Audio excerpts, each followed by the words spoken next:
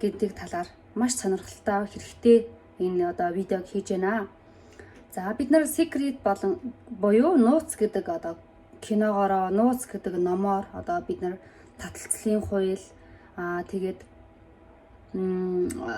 талд хумсрын талаар бид нар бол мөрөөдлийн самбар яаж хийх үү гэдэг талаар бид нар ерөнхийдөө мэдээлэлтэй ойлголттой байгаа.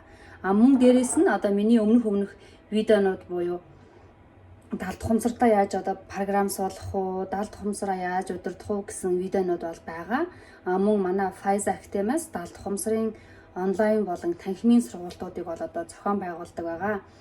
Тэгэхээр маш олон хамрагдсан хүмүүс байгаа. Маш олон хүмүүс манаас эерэг үеийн үр дүнд хүрсэн байгаа. Ер нь бол сургалтанд хамрагдсан бүх хүн тодорхой хэмжээгээр үр дүнд хүрдэг. Өөрийнхөө мөрөөдлийн амьдралыг бол бүтээж чаддаг ийм сургалт байгаа. За энэ сургалтанд сууснаар та нар маань одоо энэ амьдралдаа нэг л удаа суугаад авчих юм бол далд хумсарт мэдээллийг яаж одоо оруулдгийг, одоо мөрөөдлийнхөө амьдралыг яаж одоо далд хумсартаа ойлгуулахын, суулгахын гэдэг энэ гой арга техникүүдийг буюу аргачлалуудыг заалгах ийм гой онлайн болон танхимын сургалтууд байгаа. Тэгээ та нар маань сонирхож байх юм бол бас манай коммент хэсгээр бичээд бас дэлгэрэнгүй линк аваад танилцах боломжтой. За тэгвэл далд хумсар гэдэг бол бид нарыг одоо 95% удирдах яадаг маш хүчтэй ийм ухамсар байгаа, маш хүчтэй. За тэгвэл далд хумсарт юу байдгийг бэ гэхээр бид нарын сэтгэл хөдлөлүүд бол далд хумсарт байгаа.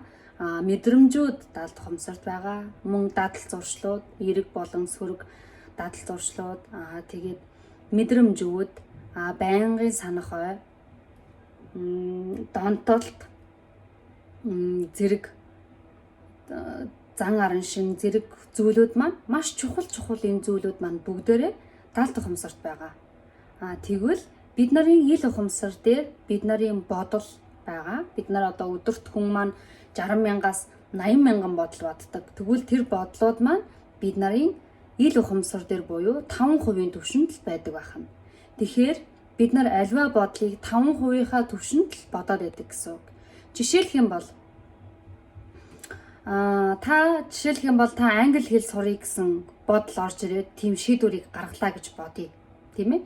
За тэгэн гут нь та яах вэ?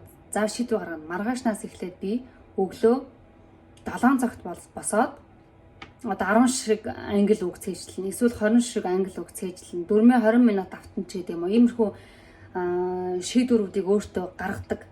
За бид нар тэгэн гут маргаашнд нь төвчээр гаргаад хүчээр өөрийгөө хүчилж агаад тэр цагтаа босоод англи үгээ цээжилдэг. За нөгөөдөр нь дахиад тэгнэ. За тэгэхээр маргаашнд нь дахиад тэгнэ. За энэ үед яадаг вэ гэхээр бид нарыг маш их ядардаг. Тэгээд таны тарих яах вэ гэхээр нөгөөдрөөс нь эхлээд таныг босгох гэхээр яах вэ? За өнөөдөр хавшлуулчаач тий. Чи сурж байгаа штий. Чи унтаад авлаа. Чи хангалттай сайн байгаа штий. Чи ядарч штий.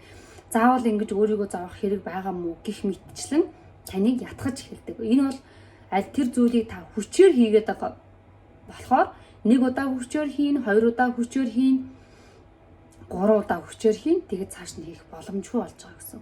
Өөрөөр хэлэх юм бол бид нар нөгөө дургуд хүчгүй гэж ярьдаг шүү дээ. Бид нар аливаа хүнээр юм хэлэхдээ дургуун хүн маань яаж хийдэг вэ? 1 удаа гоож хэлэх нь, 2 удаа гоож хэлэх нь тэгэл алга болдог шүү дээ. Яг тэрнтэй адилхан тухайн зүйлийг та хүчээр ингэж хийлгээд агвал энэ бол ил ухамсарын түвшин буюу 5%-ийнхаа түвшинд та хүчээр хийж байгаа гэсэн үг. За тэгвэл үүнийг одоо далд ухамсарын түвшинд буюу далд ухамсартаа бид нар хэрвээ энийг оруулж чадах юм бол буюу 95%-ийнхаа түвшинд оруулж чадах юм бол энэ бид нарыг автоматар хийн. Тэгэхээр та ямар нэгэн байдлаар ядрахгүй, танаас ямар нэгэн хүчин чармаалт гарахгүй, мартад санахгүй автоматар хийн гэсэн үг. Тэгэхээр автоматар хийдэг үйлдэл бол маш хүчтэй гэсэн үг. Танд өдөр болгондоо тэрийг санах шаардлагагүй, өдөр болгон сэрүүлэг тавих шаардлагагүй ингээ автоматар хийгдэн гэсэн үг. Бид нарт автоматар хийдэг маш олон үйлдэлүүд байдаг.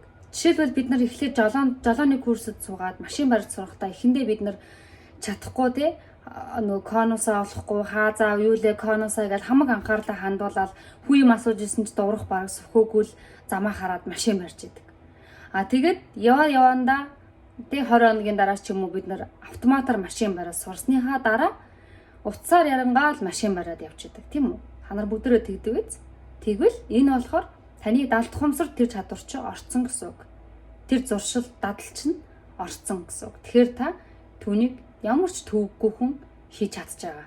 Бас автоматар. За бид нар алхаж сурахыг бас яг адилхан. Бид нар одоо 2 наснда алхаж сурдаг шүү дээ. 2 наснда алхаж сурахдаа эхлээл тий бүдрээл хүлээ нэгээр нь зөөж алхаад бүдэрч унаал унах үедээ унаал ингээл алхаж сурдаг. Дараа нь яг уу тэгэл нэмэгдсэн чинь алхдаг болсон байдаг. Энэ бас л далд ухамсарт орсон гэсэн. Жишээлбэл таны далд ухамсарт ороогүй байсан бол та яг уу явах болгонда за баруун үл урагшаа явлаа, зүүн хөл араас нь явлаа, баруун үл явлаа гэд ингээд хүлээ нэгээр нь зөөгөөд явах байсан байх. Гэтэл бид нар тэгдэггүй. Энэ болохоор бид нарын далд ухамсарт орцсон учраас ингээ автоматар хийгдэж байгаамаа. Тийм болохоор бид нар маань өөрсдийнхөө хүсэл мөрөөдлийг далд ухамсартаа оруулах юм бол яг энэ шиг автоматар ажиллаад явчихна гэсэн.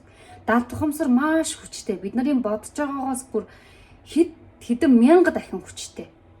Тийм учраас та нар маань далд ухамсарыг яаж удирдахын, далд ухамсартаа өөрийнхөө хүсээд мөрөөдөд байгаа зүйлийг яаж оруулах юм бэ гэдгийг л одоо манай сургалтын төв арга техникүүдийг заадаг юм байгаа. За тэгэхээр одоо ер нь бол нэг ясандаа товчлоод хэлэх юм бол таны далд ухамсар таны мөн чанар байдаг гэсэн үг.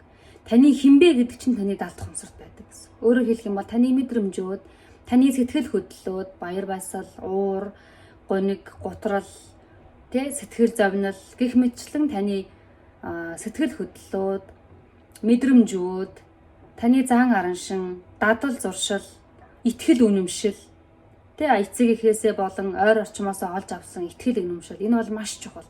Эдгээр бүх зүйлүүд маань далд ухамсарт байдаг.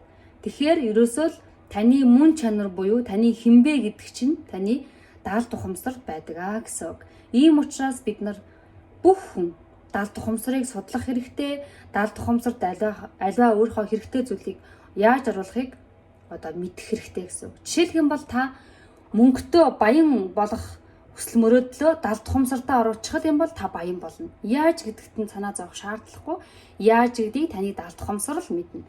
Та далд ухамсартаа оруулах л хэрэгтэй гэсэн үг. Үүний тулд мэдээж хэрэг аливаа зүйлд арга гэж байдаг тийм. Бид нар хэл сурсан ч арга байгаа, тоо бодсон ч арга байгаа. Тэгэхээр энэ өөрийнхөө хүсэл мөрөөдлийг өөрийнхөө биелүүлэхийг хүсэж байгаа зүйлүүдийг далд ухамсарт оруулахад бас арга аргачлал буюу техникүүд байгаа. Бид нар үүнийг танд заанаа. Ямар нэгэн онол ярихгүй 100% практик дээр багшийнхаа хажууд ингээд 21 хоногийн хугацаанд мотивац багштайгаа хамт дасгал даалгавраа хийгээд ингээд явдаг маш үр дүнтэй ийм сургалт байгаа. Тэгээд сонирхож байгаа юм бол та бүхэн маань коммент хэсэгт бичээд бидэнтэй холбогдорой. Баяртай.